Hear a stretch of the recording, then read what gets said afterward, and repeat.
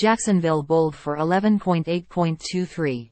Baker breaks for Trump. Chuck Grassley thinks Donald Trump is the man to beat in 2024 GOP field. Gov. Ron DeSantis mucking around in a future House Speaker race has had immediate consequences, as revealed during the Florida GOP's Freedom Summit this past weekend. Rep. Jessica Baker of Jacksonville was one of the Republicans from the legislature who decided to back Donald Trump over the governor in the 2024 Republican primary. As instability grows around the world and economic uncertainty takes root here at home, folks across my district tell me constantly they want to see President Donald Trump back in the White House and Governor Ron DeSantis back on the job here in Florida, finishing the work he promised to do less than a year ago, Baker said in a written statement, which Marc Caputo of The Messenger reported first. One person in Baker's orbit noted being glad Baker threw an elbow back at that dumbass by endorsing Trump, an indication that inside the canned quote, there is some spice after all. Some context. People in the governor's orbit mobilized against Baker's bid to be House Speaker in 2028. They backed Jennifer Cannati of Polk County. Time equals 400 Ms. Greater than now the tables have turned. Elections have consequences, as the saying goes. Good luck to anyone in Baker's district hoping to see any appropriations over the next 3 years. But this defection is the latest sign that Jacksonville Republicans lean Trump over DeSantis. Time equals 400 Ms. Greater than. Recall that former Chief Administrative Officer Brian Hughes is now running the Florida operation of the Trump campaign. Then, recall the prominent role in yet another cycle that Susie Wiles has with the national operation, the calculus behind the flipped Baker endorsement, which accompanied 6 other Republicans who had pledged to DeSantis moving to Trump last weekend, is rooted in the belief that DeSantis' campaign is effectively doomed. The logic is that voters have tested DeSantis, as seen by his strong showing in the polls earlier this year, but have moved on. Time equals 400 Ms. Greater than. Nobody has gone down like he has and made a return like Lazarus, went one New Testament metaphor. While Representative Keean-Michael, whose endorsement from DeSantis was pivotal to getting through a tough primary last year, is still very vocal in her loyalty to the governor, it's not at all a sure thing that DeSantis is favored over Trump locally, at least according to some recent polling. Meanwhile, with the Duval Republicans slated for yet another debate watch party Wednesday night, this one at Sneakers Sports Grill at Jacksonville Beach, supporters of Baker and Michael, as well as Trump and DeSantis, can discuss these developments in real time, starting at 7:30 p.m. I've had a lot of people calling me asking me to do it. I'm definitely hearing them out, Boyle said during an appearance on Gorka's podcast. It's a huge decision. I don't know if I would do that next year. Ultra MAGA Matt Boyle will be the next congressman from Florida, Bannon told Semaphore. Boyle has been with President Trump from the early days and gets the America First movement like few others. If Boyle jumps in, he will be the second protest candidate opposing the former 3-term sheriff, who upset the hard right by balking against and helping to block Jim Jordan's bid for House Speaker. Gov. DeSantis is appointing 2 residents to regional boards. Nicholas Binder heads to the St. Augustine Port, Waterway, and Beach District Board of Commissioners. He is a former professional engineer for the New Jersey Department of Environmental Protection, a current member of the City of St. Augustine Beach Code Enforcement Board, and a former member of the City of St. Augustine Beach Charter Review Committee. Michael Hingst heads to the Clay County Utility Authority, a current software developer for Pioneering Evolution, LLC. Hingst is also a veteran of the United States Navy, with his bachelor's degree in computer science from the United States Naval Academy. SB 248 would repeal a law dating back to 1990 that, as First Coast News notes, prevents families from suing for medical malpractice if their loved one who died was over the age of 25, had no children under 25 and was not married. At the end of the day, the reason I'm pushing this is because it shouldn't matter if someone is 25 or 24 or 26. And it shouldn't matter if they were married or have children, Yarborough told FCN. What's the value we put on life? One individual's life shouldn't be held in higher regard than another individual. Yarborough, who served in the House before getting elected to the Senate last year, noted that a problem with legislation like this historically is that it gets stalled out in the legislative process. Today, you don't have any access to the courts. And previously, when we've taken up these kinds of bills, they've passed the House, but not the Senate, or there's been interest on one side but not the other, Yarborough said. So, this may not be completely where some out there may want it to be, but it's still opening up a path that doesn't exist today under current law. 2 related bills have been filed in the House so far, but at least at this writing, there is no identical bill to Yarborough's. Cody McLeod is taking his talents to one of the top lobbying shops in the state. The former press secretary to Governor Ron DeSantis is joining the Fiorentino Group as a principal in the firm's Tallahassee office, where he will use his experience in media relations, political campaigns, and legislative affairs to serve the firm's clients. "We are excited to welcome Cody to our firm," said TFG founder and president Marty Fiorentino. His experience working inside state government at the highest levels, along with his strong political background, give him tremendous bandwidth in Florida's complex policymaking process. Cody's dedication, strong character and exceptional talent will be an asset to our firm and our clients for years to come.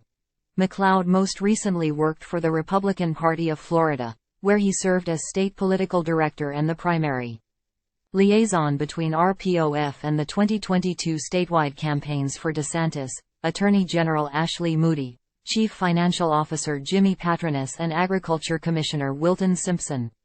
He also assisted with several key congressional races throughout the state and was the lead organizer of 2 of the most successful events in RPOF history, including the 2022 Sunshine Summit.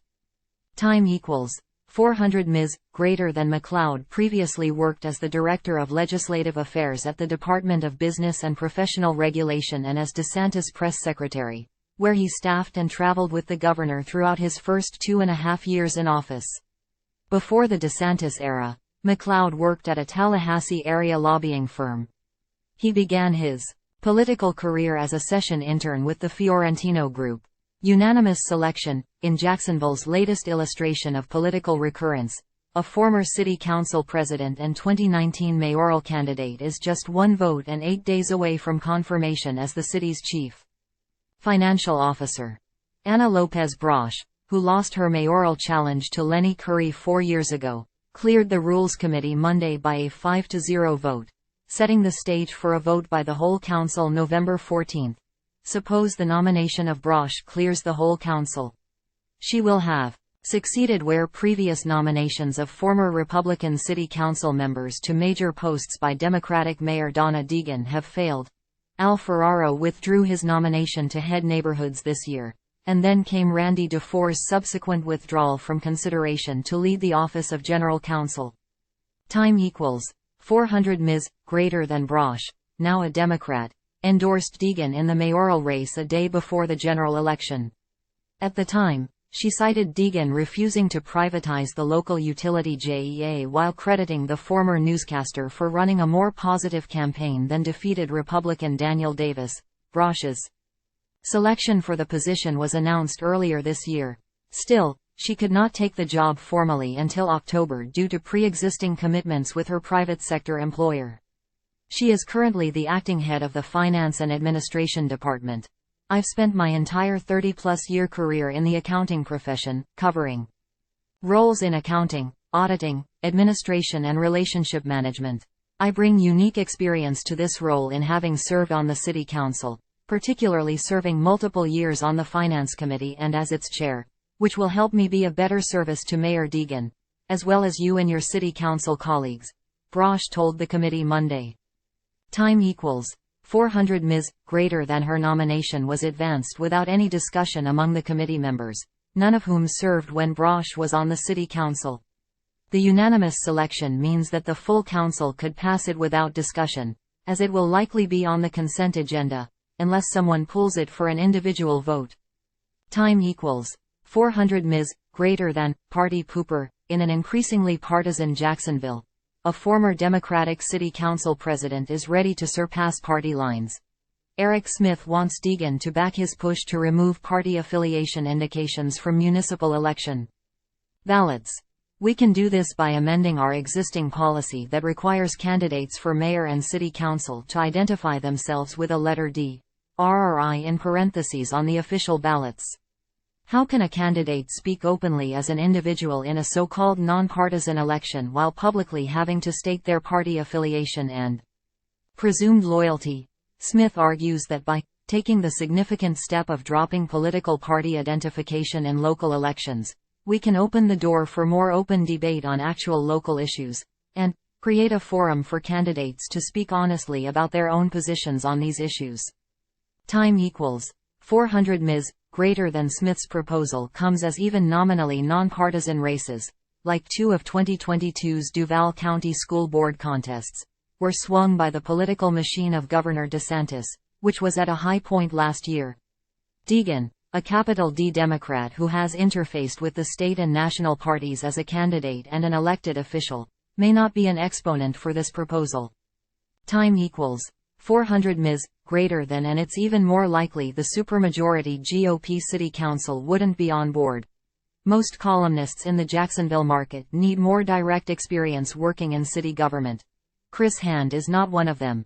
Hand has begun a series of 55 thoughts about 55 years of consolidated Jacksonville, and as the old song goes, the first edition has 5 on it. Here are the 2 most compelling thoughts from where we sit. Hand takes issue with the no-bid contract for federal lobbying services the Deegan administration gave to Langton Associates, headed up by a campaign supporter of the mayor. This kind of City Hall story can develop momentum and frustrate a mayoral administration for weeks, even months. The good news is that the problem is fixable by replacing the no-bid award with a competitive procurement process like the one used to engage state lobbyists. Given Mayor Deegan's stated goal and what I believe is a sincere desire to change the City Hall culture, the administration should not spend more time or energy defending this contract. I recommend they put the requested services out to bid and move attention back to the mayor's key priorities. Hand looks somewhat more favorably on the common sense decision Deegan made to reverse the quixotic choice from her predecessor as mayor to leave the U.S. Conference of Mayors. Lenny Curry thought it was too liberal and too democratic for his brand. Jacksonville has much to gain from working closely with other cities and counties in Florida and around the nation. Mayor Deegan's decision to participate in the U.S. Conference of Mayors will put the city in an even better position to realize those benefits, Hand noted. Railroaded, a local act's old bass song beckoned listeners to, "Come on, ride that train." Yet the Quad City DJs probably never imagined the eco-friendly ride that JAXPORT would choose in 2023. On tap. What is being called a new environmentally friendly locomotive that will soon service the Jacksonville Port Authority's JAXPORT's Talleyrand Marine Terminal. The transportation and logistics industries are continuously making improvements toward cleaner and greener methods to move cargo, said JAX Port Chief Commercial Officer Robert Peake. As part of our strategic plan, we have incorporated eco-friendly infrastructure at our terminals and support our port partners' sustainability goals that are enhancing the global supply chain. Expect to see it by the end of 2025. The unit is one of 8 locomotives nationwide being converted from diesel to battery-powered through funding provided by Kansas-based Watco Rail Services and a U.S. Department of Transportation's Federal Railroad Administration (FRA) grant. JAXPORT notes, "This is a big deal for us and a big deal for the community," said Watco Assistant Vice President Curtis Sloan. Over 20 years, this will save nearly 800,000 gallons of diesel fuel and prevent over 70,000 tons of emissions. That's one major takeaway from a web address migration that Mayor Deegan's office pushed through this week.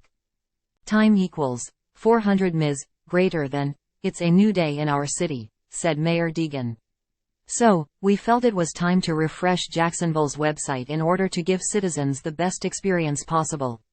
To that end, we worked hard to modernize it and make it more intuitive so that visitors can quickly and efficiently find the website itself, as well as the information they are searching for. We are well on our way to having one of the best city websites in the country, and I hope everyone will be as happy with the result as I am. The fact that we built such a beautiful and engaging website with existing city resources is a significant cost savings for taxpayers, said Waniyanyi Kendrick, Chief Information Officer for the City of Jacksonville. We will continue to innovate over time, with a transparency dashboard and AI chatbot as the next pieces of functionality to be implemented, so be sure to keep an eye out for those. For those who prefer the previous URL, don't worry. The migration includes an automatic redirect. Time equals 400 ms, greater than the new homepage includes flash video. Links to entities like the Mayor's Office and the City Council and initiatives like the Get Covered Jax drive to help locals navigate the challenges of the health insurance marketplace. There's still room for improvement. Let's hope further upgrades include a somewhat less cumbersome system for streaming city council meetings than exists now. Bids sought. The Jacksonville Daily Record first reported on the bid process for potential renovations of the Jaguars' home stadium, and deadlines are quickly approaching, including one this week. Time equals 400 ms, greater than in just 19 days. The Jaguars will accept bids for surveying and subsurface utility engineering, notes Karen Mathis. It will offer a map with schematics for necessary improvements and easements. The pre-bid conference is on Thursday. Dec. 2 is the deadline for pre-construction services, which include architecture and engineering proposals that include structural, electrical and security components. No pre-bid conference is scheduled. The Jaguars want project management and consulting services bids on the same day. Regarding those components, a pre-bid conference is scheduled for November 14. Time equals 400 ms, greater than as the Jaguars were resting during the team's bye week. The rest of the AFC was reshuffling in the race for the playoffs. Thanks to losses by the Miami Dolphins and Buffalo Bills, the Jaguars now stand in third in the AFC standings, with a game in hand. Several of the other contenders have yet to reach their bye week. If the playoffs began this week, the Jaguars would host the Cleveland Browns, a team they will face on December 10. As of this week, the defending Super Bowl champion Kansas City Chiefs are the top seed in the AFC and will get the first-round bye and home field advantage throughout the playoffs. The Baltimore Ravens are the second seed, then the Jaguars. The Miami Dolphins, Pittsburgh Steelers, Browns, and Bengals would round out the AFC playoff picture. The Buffalo Bills are on the outside looking in. This is significant for the Jaguars because Jacksonville owns the head-to-head tiebreaker over the Bills as a result of the Jags' win in London, so if the Bills turn things around over the last half of the season, the tiebreaker could come into play for seeding purposes. The same is true of the Steelers, currently the 5th seed. The Jaguars hold the tiebreaker over Pittsburgh after beating the Steelers before the bye week. In consecutive weeks, the Jaguars will face 3 of the AFC's contenders in the season's final 9 games. Jacksonville hosts Cincinnati on Monday Night Football on December 4, then the trip to Cleveland followed by a home game against the Baltimore Ravens. If the Jaguars beat all 3 teams, it would give Jacksonville the tiebreaker over each of them, leaving only the Chiefs with the edge on the Jaguars. Time equals 400 ms. Greater than 3 straight wins in December would also help the Jaguars' overall record and put them in a good position for a high seed and another AFC South championship. The Jaguars would be assured of at least one home playoff game as a division champion. That's good for the team and even more significant for the business side of the Jaguars. Hosting playoff games creates in-person moments for fans to connect with a player or the team. Before Doug Peterson's arrival, Jacksonville had only one home playoff game in the 21st century. At this point last year, the Jaguars were 2-6, and nobody thought they would make the playoffs.